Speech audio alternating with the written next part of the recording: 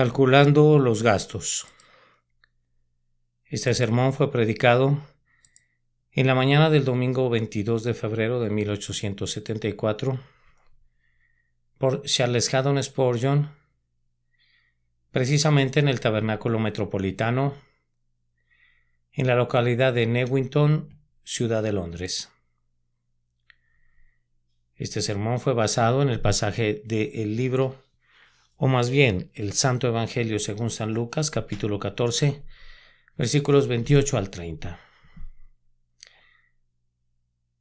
que dice así: Porque ¿quién de vosotros, queriendo edificar una torre, no se sienta primero y calcula los gastos, a ver si tiene lo que necesita para acabarla? No sea que después que haya puesto el cimiento y no pueda acabarla, todos los que lo vean comiencen a hacer burla de él, diciendo: este hombre comenzó a edificar y no pudo acabar. Lucas 14 del 28 al 30. Este pasaje es exclusivo de San Lucas y él nos informa que en el momento en que nuestro Señor expresó estas palabras, grandes multitudes iban con él. Podemos observar que nuestro Señor no se deprimía cuando la muchedumbre lo abandonaba y que tampoco se entusiasmaba cuando su ministerio ganaba popularidad. Él reaccionaba tranquila y sabiamente en medio de la excitación de las desbordantes multitudes. Este pasaje nos sirve de suficiente evidencia de ello.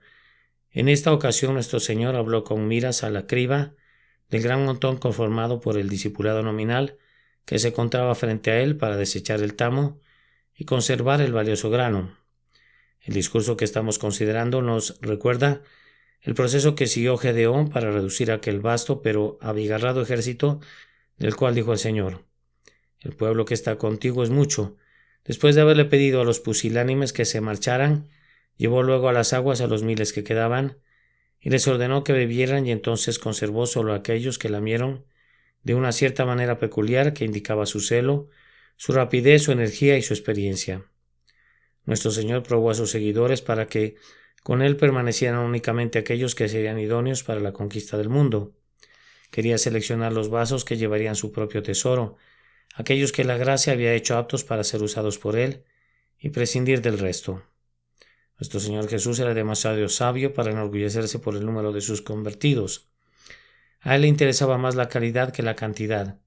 Se alegraba por un pecador que se arrepentía, pero 10,000 pecadores que meramente profesaban haberse arrepentido no les proporcionaban ninguna alegría. Su corazón apetecía lo real y aborrecía lo falso. Deseaba vivamente la sustancia y no podía contentarse con la sombra. Su aventador estaba en su mano para limpiar su era, y su hacha estaba puesta a la raíz de los árboles para derribar a los que no daban buen fruto. Él ansiaba dejar una iglesia viva como buen trigo de siembra en la tierra, lo más libre posible de cualquier mezcla. De ahí que en este caso en particular, aunque uno pensaría que repelía a los hombres, en vez de atraerlos a su liderazgo, en realidad no hizo nada de eso. Él entendía muy bien que la verdad es lo que tiene que ganar verdaderamente a los hombres, que el verdadero amor es siempre honesto, y que el mejor discípulo no es aquel que se une apresuradamente a la clase del grandioso maestro para descubrir luego que la enseñanza no era lo que esperaba, sino que debe ser alguien que busca suspirando el conocimiento que el maestro está dispuesto a proporcionarle.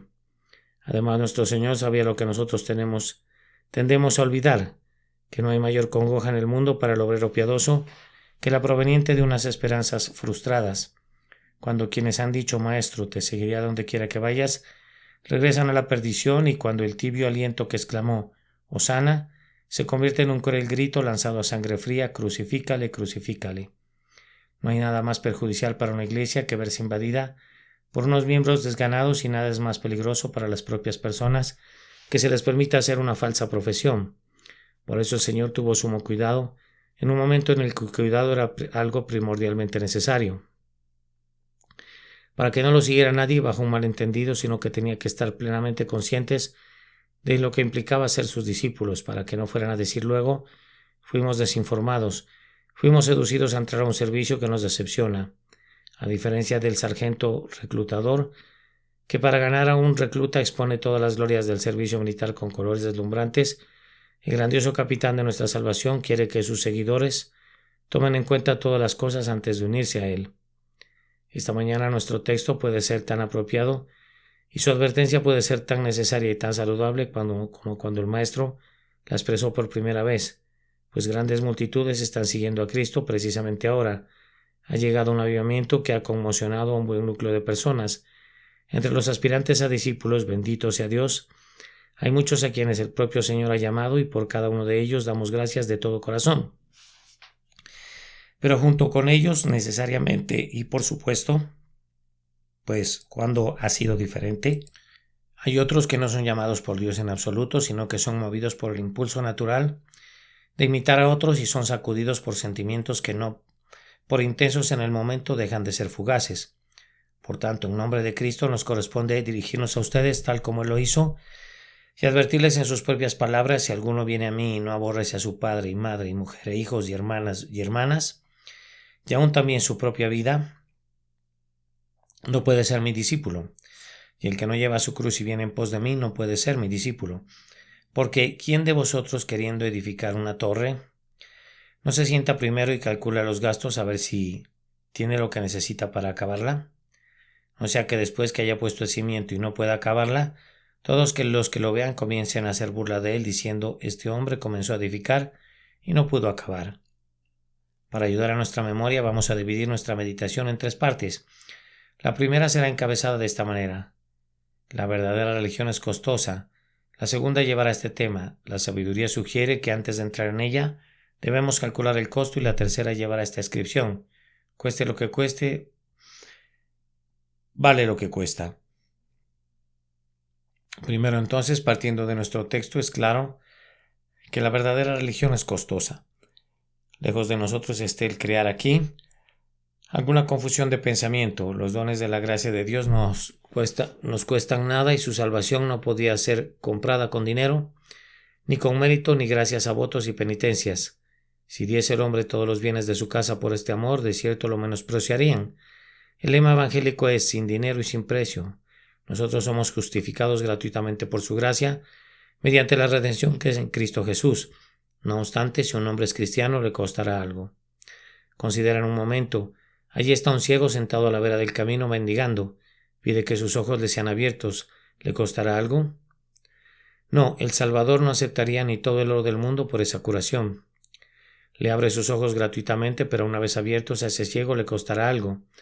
Al obtener su vista será llamado a cumplir con los deberes de alguien que tiene ojos. Desde ese momento ya no se les permitirá sentarse allí para mendigar, o si tratara de hacerlo perdería la simpatía que es acordada a la ceguera.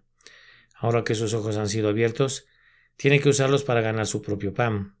Le costará algo, pues ahora estará consciente de la oscuridad de la noche, de la cual no supo nada antes, y ahora tiene que mirar algunos tristes espectáculos que nunca antes lo habían afligido, pues a menudo el corazón no lamenta lo que el ojo no ve.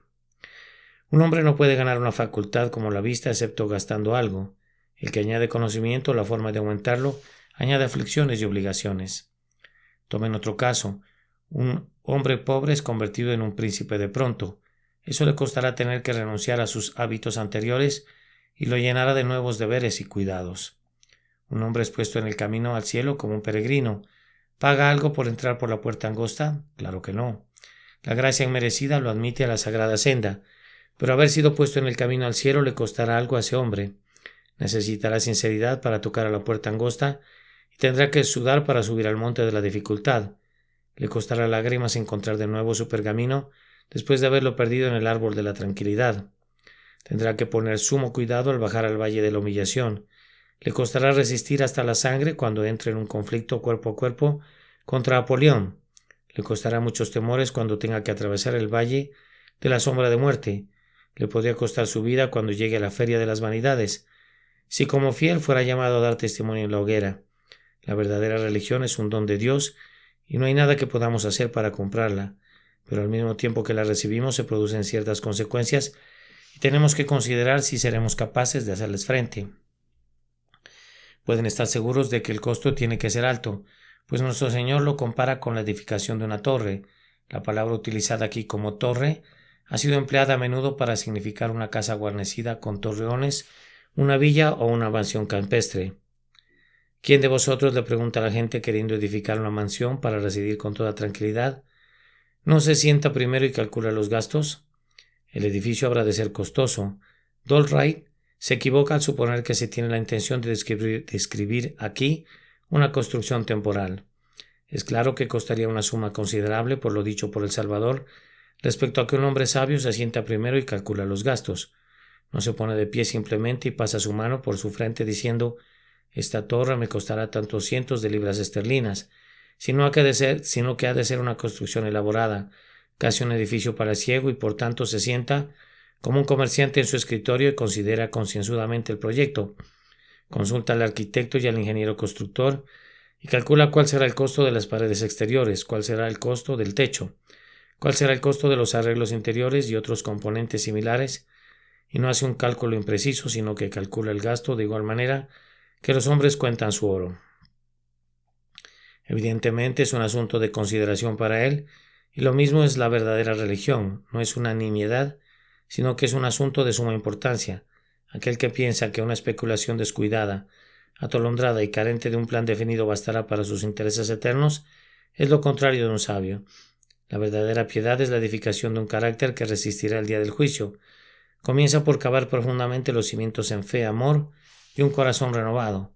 Se continúa la obra poniendo paciente y cuidadosamente y a menudo dolorosamente piedra sobre piedra los materiales del imponente edificio, añadiendo diligentemente a vuestra fe virtud, a la virtud conocimiento, al conocimiento dominio propio, al dominio propio paciencia, a la paciencia piedad, a la piedad afecto fraternal y al afecto fraternal amor. La obra de nuestra vida consiste en edificarnos sobre nuestra santísima fe. ¿No ven que el carácter cristiano es asemejado a un glorioso palacio? Pero para que no pensemos todavía que el gasto es pequeño, nuestro Señor lo compara con una guerra y habla del número de tropas involucradas en esa guerra, mostrando que no es ninguna refriega intrascendente entre dos tribus insignificantes.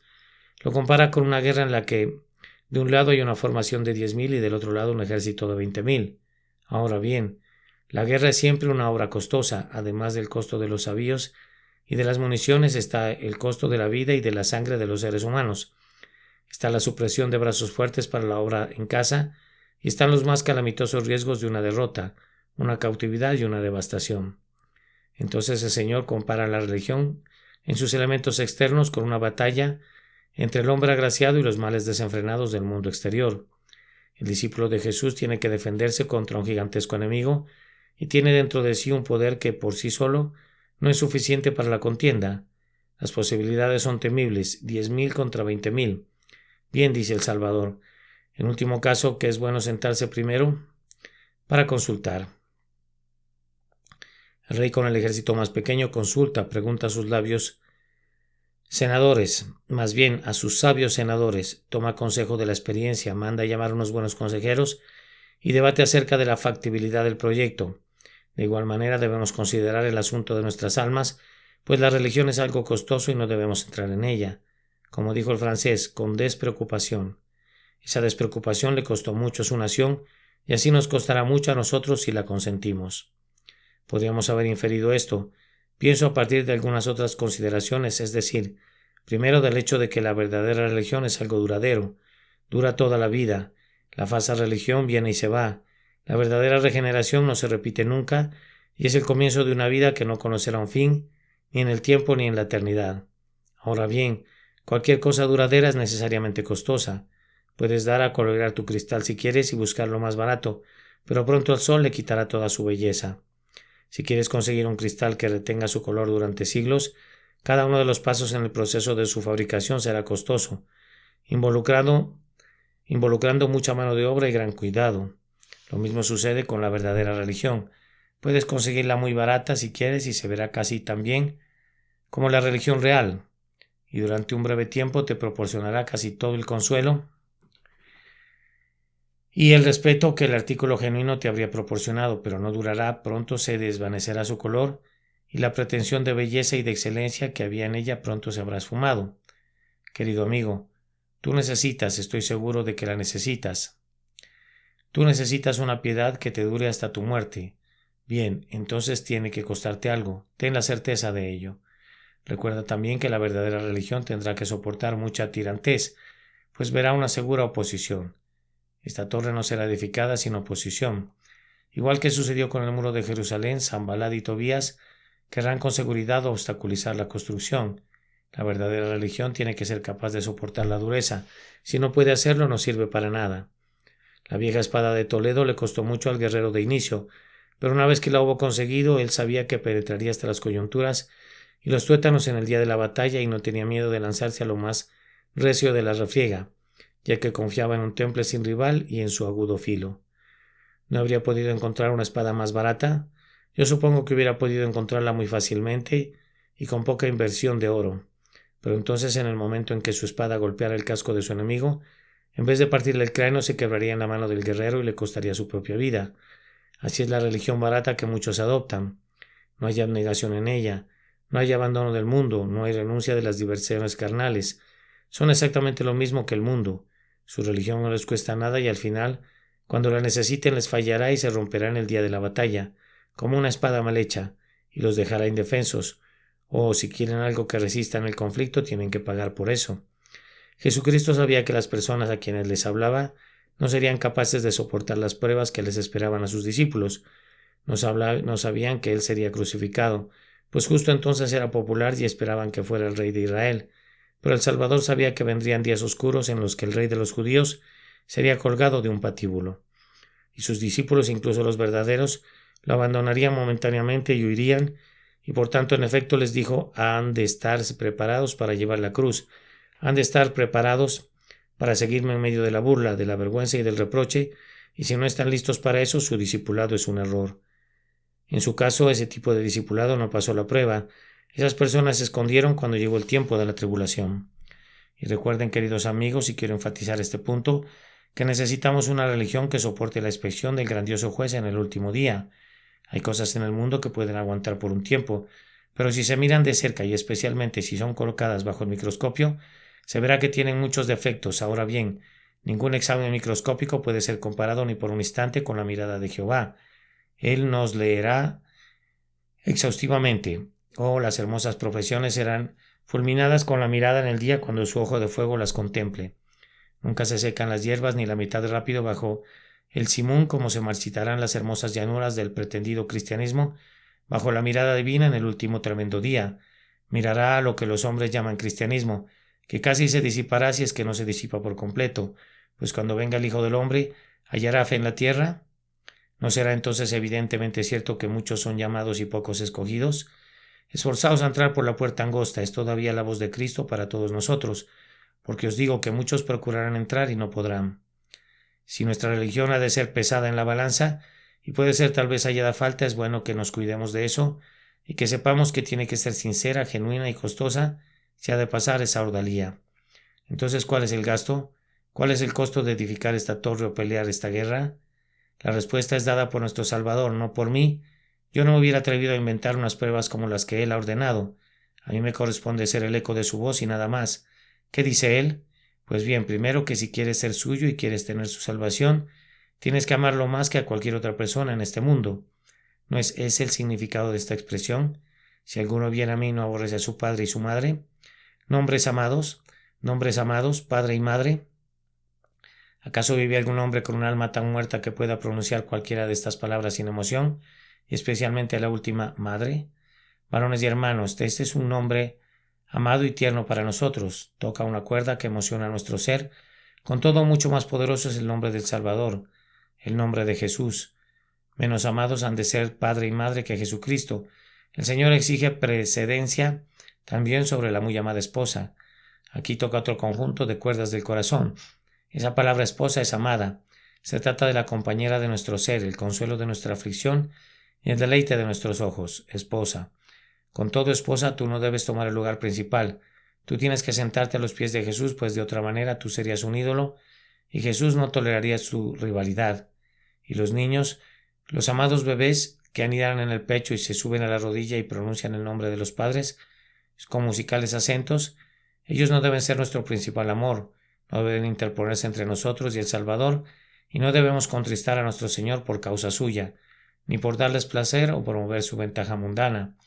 Muchos hijos son señores de su padre, muchas hijas han sido amas de su mamá, pero si es para mal, esto ha de llegar de inmediato a su fin.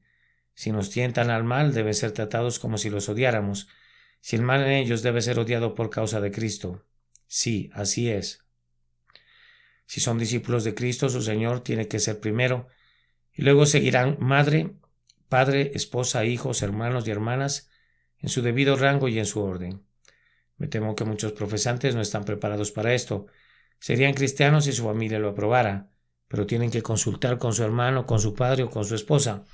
Ellos se opondrían a los placeres mundanos si otros lo hicieran, pero no pueden tolerar figurar como excéntricos ni oponerse a los puntos de vista de sus parientes. Dicen: mi padre lo desea y no me atrevo a decirle que está mal.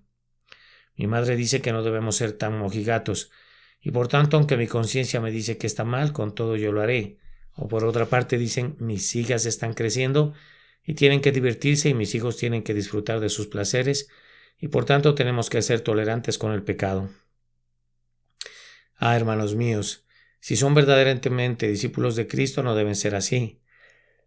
Deben hacerlos a todos a un lado, y los más queridos tienen que ser los primeros en irse antes que abandonar a Cristo, pues ¿no dice él en los Salmos: oye, hija, y mira e inclina tu oído, olvida tu pueblo y la casa de tu padre, y desearé al rey tu hermosura? Inclínate a él, porque él es tu Señor. Advierte que demostrarás mejor tu amor a tus parientes optando por lo recto, pues entonces será más probable que ganes sus almas. Ámalos intensamente como para no consentir lo malo en ellos. Ámalos tan verdaderamente que odies en ellos lo que te dañaría a ti y los arruinaría a ellos. Tienes que estar preparado para sufrir por causa de quienes están ligados a ti por los lazos más amorosos. El pecado no debe ser tolerado prescindiendo de lo que pudiera pasar. No podemos ceder en el punto del pecado, nuestra determinación es invencible. Venga odio o venga amor, tenemos que seguir a Cristo. El siguiente elemento de costo es este: el yo debe ser odiado. Me temo que hay algunos que preferirían odiar a padre o a esposa que odiar a su propia vida. Sin embargo, esa es la existencia, esa es la exigencia. Quiere decir esto, que allí donde mi propio placer o mi propia ganancia o mi propia reputación o incluso mi propia vida obstaculicen la gloria de Cristo, yo soy muy pequeño para considerarme algo e incluso tengo que odiarme a mí mismo si el ego se interpone en el camino de Cristo. He de considerar a padre, madre, hermano, hermana y a mí mismo también como enemigos en la medida en que se opongan al Señor Jesús y a su santa voluntad. Tengo que amarlos y desear su bien, así como también deseo mi propio bien, pero no he de desear ningún bien para ellos o para mí mismo a costa de pecar y de robarle al Señor Jesús su gloria. En cuanto a mí, si veo cualquier cosa que se oponga a Jesús, tengo que desecharla. Tengo que mortificar la carne con sus afectos y lascivias, negándome a mí mismo cualquier cosa que contriste al Salvador o que impida alcanzar mi perfecta conformidad a Él. A continuación, el Salvador prosigue diciendo que si queremos seguirle, tenemos que llevar nuestra cruz. El que no lleva su cruz y viene en pos de mí no puede ser mi discípulo.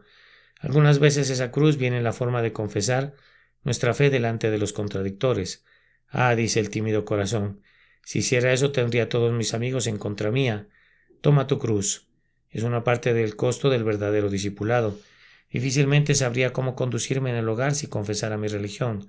Toma tu cruz, hermano mío, o no puedes ser discípulo de Cristo. Bien, pero implicará un cambio incluso en mi vida diaria. Haz el cambio, hermano mío, o no puedes ser discípulo del Señor. Pero yo sé que hay alguien muy querido a quien he considerado como candidato para que sea mi futuro compañero, y él me dejaría si abandonara los caminos del mundo. Entonces, por muy pesada que sea la pérdida, déjalo ir. Si es que no puedes seguir a Cristo y unirte a Él, pues debes seguir a Jesús o te perderás para siempre.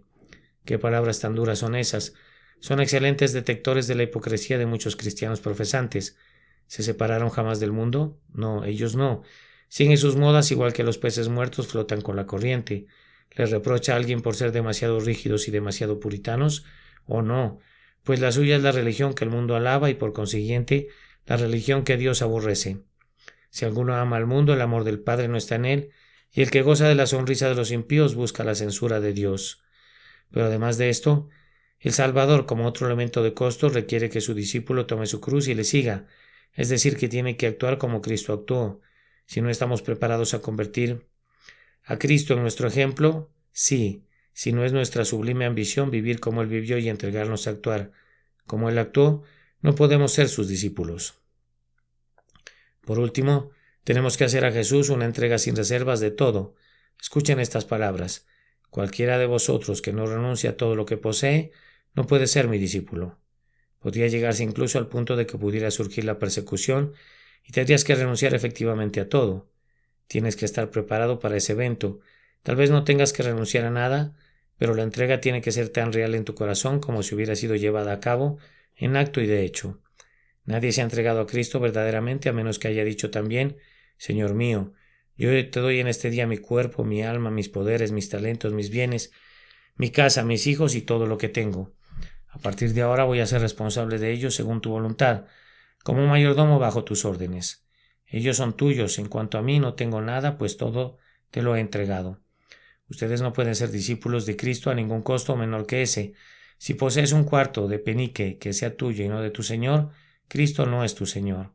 Todo tiene que ser suyo, cada iota y cada tilde, y tu vida también, o no puede ser suyo. Estas son palabras escrutadoras, pero quisiera recordarte una vez más que no son mías en absoluto. Si al exponerlas he errado, me aflige que así sea, pero estoy persuadido de que no he errado del lado de una gran severidad. Confieso que pude haber hablado demasiado benignamente. Las palabras del texto ponen el hacha a la raíz y son demoledoras en sumo grado. Oh, calculen entonces el costo. Y si cualquiera de ustedes ha asumido una religión que no le cuesta nada, abandónela y huya de ella, pues será su maldición y su ruina. ¿Hay forma de llegar al cielo sin incurrir en este costo? No, pero no podemos ser cristianos sin esos sacrificios. Podrían ser falsificaciones de cristianos, podrían ser hipócritas, podrían ser hermanos de Judas, pero no podrían ser verdaderos cristianos. Este costo es inevitable y no puede ser reducido ni una pizca. Que Dios les conceda que puedan ser capacitados a someterse a él. El segundo encabezado es este: la sabiduría sugiere que debemos calcular el gasto. ¿Tú piensas que te gustaría ser cristiano, querido amigo? Dame tu mano. Me alegra que tengas esa inclinación. Pero al tomar tu mano queriendo llevarte gustosamente a Cristo, te miro a la cara y te pregunto: ¿sabes qué es lo que quieres? ¿Estás seguro de que deseas eso? Hay hombres que cuando yacen sobre sus lechos de enfermedad, claman pidiendo ayuda, pero cuando se recuperan y tienen que salir, hay que combatir con el mundo, pueden llegar un momento cuando digan: quisiera que se me concediera estar de nuevo sobre el lecho de enfermo. No me gustaría que llegara el momento cuando alguno de ustedes dijera: me uní a la iglesia, pero fue un error. No sopesé el asunto correctamente. Estoy adentro debido a eso, pero lamento estar adentro, pues no debería estar a donde estoy. Si eres honesto, deberías renunciar a tu profesión, si tal es el caso. Si no tienes gracia, espero que tengas suficiente honestidad común para no adherirte a una falsedad práctica. Me afligiría en verdad si eso sucediera, y por eso te ruego que calcules el gasto esta mañana, pues advierte que si no calculas el costo no serás capaz de llevar a cabo tus resoluciones. Se trata de un gran edificio, se trata de una gran guerra. Ningún error puede ser mayor que la idea de que para ser salvados solo se necesita una medida de emoción durante unos cuantos días y la creencia ejercida en una hora decisiva. Si yo predicara tales doctrinas estaría engañando a sus almas. La fe y el arrepentimiento no son la obra de una semana o dos, antes bien son la obra de toda una vida. En tanto que el cristiano esté en la tierra, tiene que arrepentirse. Y en cuanto a la fe, no se trata de decir yo creo en Jesús y entonces soy salvo, sino que es una gracia cotidiana, es la confianza de toda una vida. El cristiano permanece creyendo y arrepintiéndose mientras no comience a triunfar en la eterna gloria. Además, la fe produce continuamente resultados santificantes en la vida del creyente, o de otra manera no está poseído por la fe de vida. El que cree en Jesucristo es salvo, pero si hubiese tal cosa como una fe temporal, habría algo así como una salvación temporal. El que se arrepiente verdaderamente del pecado es un hombre renovado, pero si el arrepentimiento del pecado fuera solo una cosa transitoria y acabara pronto, la vida que indicaba acabaría también. No debes contentarte con una religión falsa y transitoria. Estás comenzando a edificar una torre de la cual la piedra cimera nunca será puesta sino hasta que seas llevado al cielo, y estás comenzando una guerra que no acabará nunca hasta que intercambies la espada por la rama de palma. Recuerda que también que fallar en esta gran empresa implicaría una terrible derrota. Pues ¿qué dice el Señor? Él dice que ser incapaz de acabar te expondría al ridículo. Te ruego que adviertas la forma de ese ridículo. Todos los que lo vean comiencen a hacer burla de él, diciendo unos a otros: pues esa es la fuerza de la expresión. Este hombre comenzó a edificar y no pudo acabar. Nuestro Señor nos los describe como diciendo al insensato constructor: tú comenzaste a construir y no pudiste acabar, sino como hablando acerca de él como en tercera persona. Este hombre. Ahora bien, pudiera ser que los cristianos indiferentes, los hombres religiosos indiferentes, no sean objeto de burla en su propia cara en las calles, pero son el común blanco del ridículo tras sus espaldas. Los falsos profesantes son despreciados universalmente. Los mundanos dicen riéndose: «Ah, estos son hermosos especímenes de miembros de la Iglesia». El mundo contempla a la Iglesia mundana con un absoluto desdén, y por mi parte poco lamento que tal irrisión sea arrojada sobre un objeto que tanto lo merece. Ser un mero pretendiente al discipulado cristiano es convertirse en un objeto de escarnio en el tiempo y en la eternidad, y tal será el destino del falso profesante. Amigo, si pretendes ser cristiano, resuelve íntegra y decididamente que eso será lo correcto, pues entonces, aunque los hombres no anden rodando y te alaben en tu cara, ellos te honrarán, e incluso quienes te odian conocerán tu valor. Pero si solo eres cristiano a medias y no lo eres íntegramente, puede ser que no se presenten ante ti para mostrar su desprecio, pero al pasar junto a ti se mofarán y tendrán más respeto por un mundano descarado que por ti, porque él es lo que dice ser y no pretende ser ninguna otra cosa. Pero en cambio tú comenzaste a edificar y no pudiste acabar. Qué desgracia ser un cristiano fingido. Hemos visto algunas veces que algunos especuladores han comenzado y han abandonado grandes edificios y los vecinos se han referido a ellos como la locura de Smith, o la locura de Brown, o la locura de Robinson, o cosas parecidas. Esos son solo motivos pasajeros de mofa. Pero el aparentador, el hombre que en apariencia comenzó a ser cristiano y luego perdió el ánimo, será señalado con el dedo incluso por los perdidos que están en el infierno. El borracho exclamará: ¿y tú? ¿Has venido tú también aquí? ¿Tú que eras tan elocuente acerca de la sobriedad y tan propenso a regañar al amante de la bebida? Ajá, exclama otro. ¿Tú eres el hombre que vivía en nuestra misma calle y que hacía todo un espectáculo de su religión? Tú me dijiste que yo era muy perverso, pero ¿en qué eres mejor tú que yo? He aquí yo veo a los profanos descarados levantarse de los potros de castigo de su remordimiento para exclamar: ¿llegaste a ser como nosotros? Tú, un miembro de la Iglesia, ¿estás en el infierno? ¿Está todavía en tus labios el sabor del vino sacramental? ¿Por qué entonces pides una gota de agua para refrescar tu lengua? ¿Ese pan sacramental que engulliste tan rápido no está atorado incluso ahora en tu hipócrita garganta? Tú, un mentiroso delante de Dios y de los hombres, es justo y recto que seas echado fuera igual que nosotros. Oh, si han de perderse, piérdanse por cualquier causa, excepto por ser hipócritas. Si han de perecer, perezcan más bien fuera de la Iglesia que dentro de ella. No parodien al Señor de gloria. No conozco ningún acto que sea peor que parodiar las excelencias del Salvador con una insolente imitación de sus gracias. Qué peor ofensa pudieran propinar a la majestad de su sagrado poder que parodiar su santidad y su perfección. La última palabra será esta: que cueste lo que cueste, la religión verdadera vale lo que cuesta. Nosotros somos como un hombre afligido con la peste negra, que sabe que se está muriendo y que con todo tiene a su lado una medicina que lo curará. Doctor, dice: usted exige un precio tan alto que cada gota me cuesta un diamante. Está requiriendo más que su peso en perlas escogidas. Pero no importa, tengo necesidad de ella. Si no la tomo, soy un hombre muerto, y entonces ¿de qué me servirá haber guardado mi oro? Es el caso de cada uno de nosotros aquí presente. Hemos de tener a Cristo o pereceremos para siempre. Y sería mejor que nos cortáramos el brazo derecho o que nos arrancáramos el ojo derecho a que fuéramos arrojados en el fuego del infierno.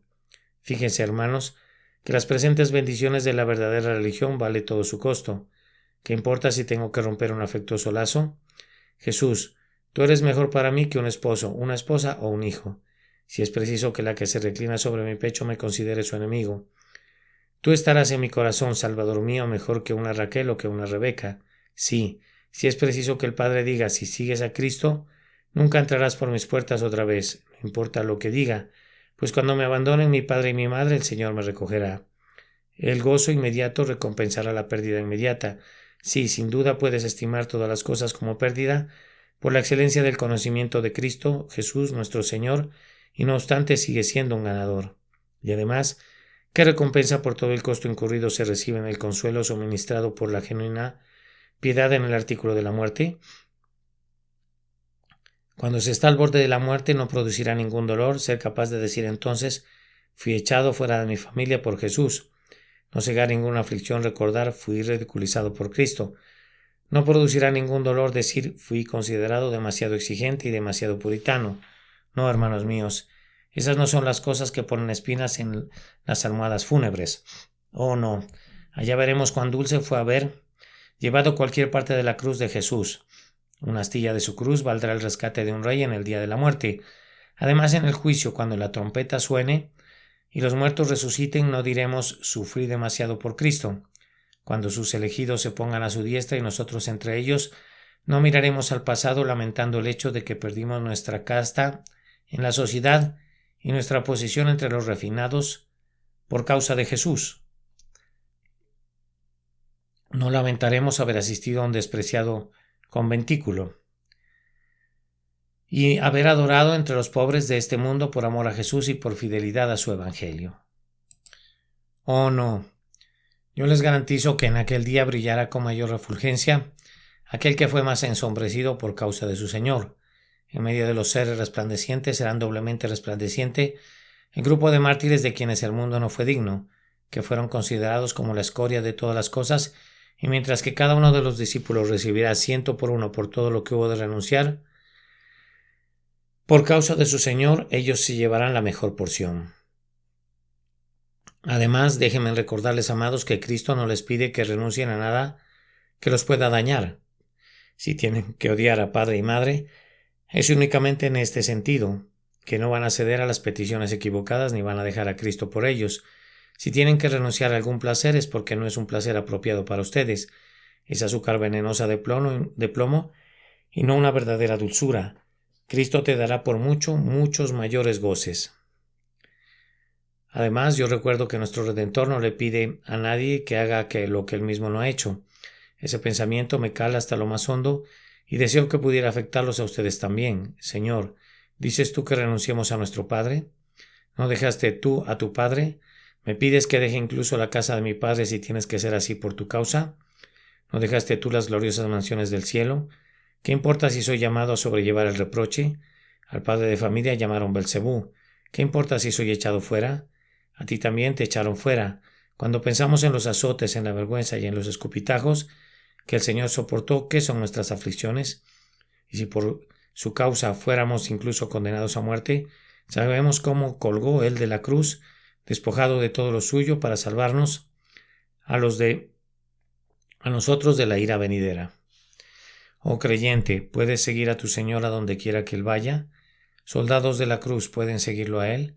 ¿Acaso es el camino lo suficientemente allanado para esos amados pies suyos, pero es demasiado áspero para ti? Allí está él, en lo necio de la batalla, donde los golpes caen con mayor rapidez. ¿Lo seguirás? ¿Te atreves a seguirlo o añoras las tiendas del sosiego y los blandos sillones de los cobardes que se echan para atrás y se pasan al campo enemigo? Oh, por todo lo bueno, si son realmente sus seguidores, los exhorto a que den estas voces. Donde está él, allí ha de estar su siervo. Según como le vaya, así le ha de ir al siervo.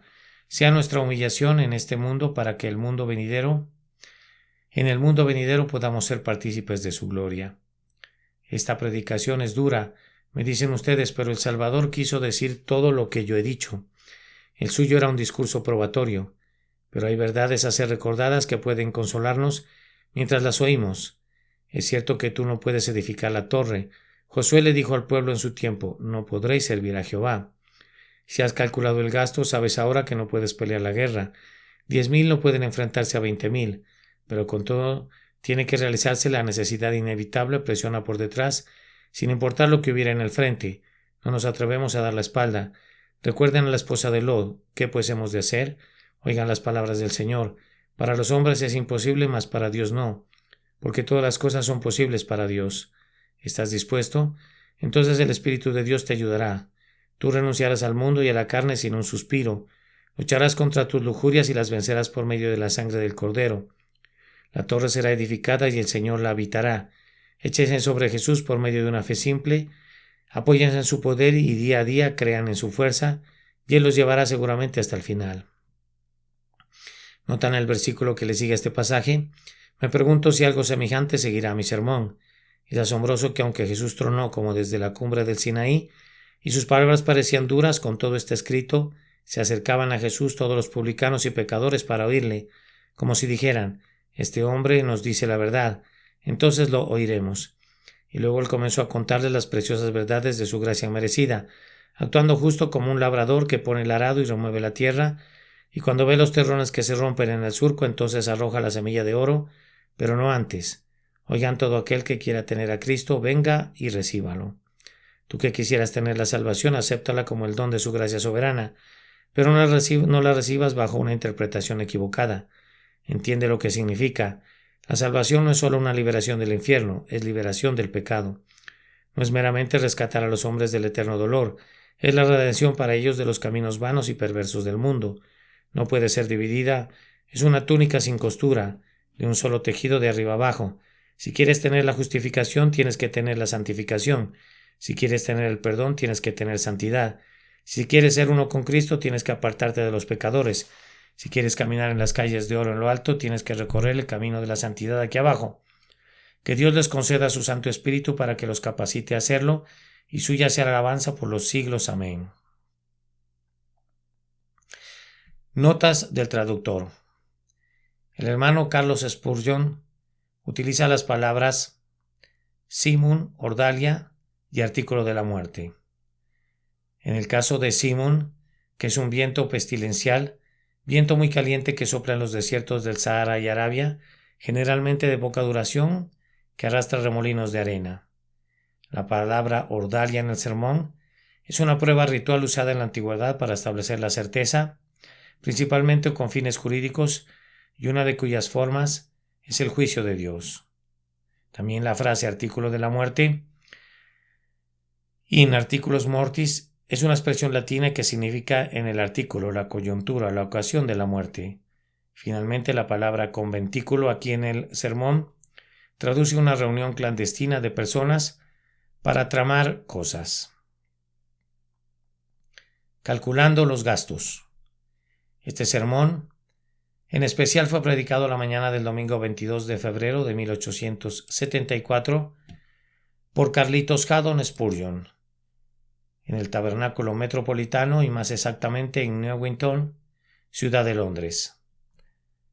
Aquí el hermano Spurgeon utilizó el pasaje que encontramos en el Santo Evangelio según San Lucas, capítulo 14, versículo 28 al 30, que dice: Porque ¿quién de vosotros, queriendo edificar una torre, no se sienta primero y calcula los gastos a ver si tiene lo que necesita para acabarla?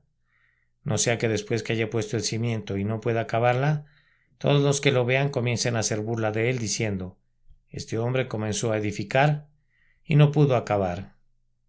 Lucas 14, del 28 al 30.